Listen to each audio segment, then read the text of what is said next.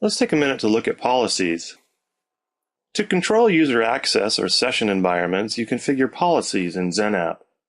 Policies are the most efficient way to control connections, security, and bandwidth settings in XenApp. You can create policies for specific groups of users, devices, or connection types. Each policy can contain multiple settings. You can work with policies through the Group Policy Management Console in Windows or the App Center in XenApp. The console or tool that you use to do this depends on whether or not your network environment includes Microsoft Active Directory and whether or not you have the appropriate permissions to manage group policy objects. If your network environment includes Active Directory and you have the appropriate permissions to manage group policy, use the Group Policy Management Editor.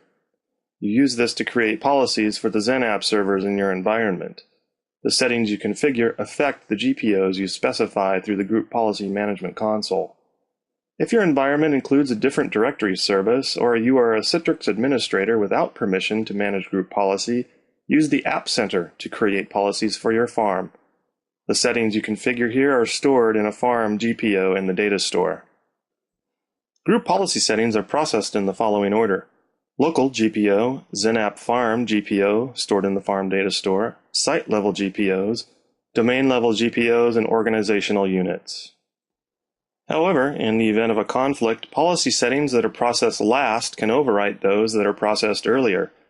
This means that policy settings take effect in the following order: organizational units, domain-level GPOs, site-level GPOs, XenApp Farm GPOs, and local GPOs. For example, a Citrix administrator creates a policy, Policy A, through the App Center that enables client file redirection for sales employees.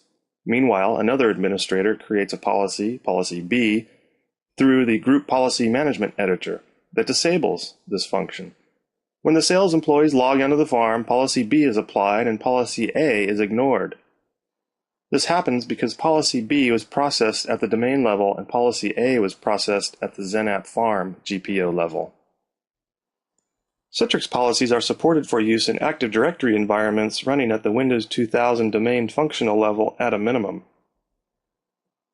To ensure Citrix policy settings are included in reports when resultant set of policy is calculated, at least one domain controller running Windows Server must be present in the forest. The process for configuring policies is as follows: create the policy, configure the settings, apply the policy to filters, prioritize the policy, and verify the policy running the Citrix Group Policy Modeling Wizard. In the next section, we look at best practices for policies.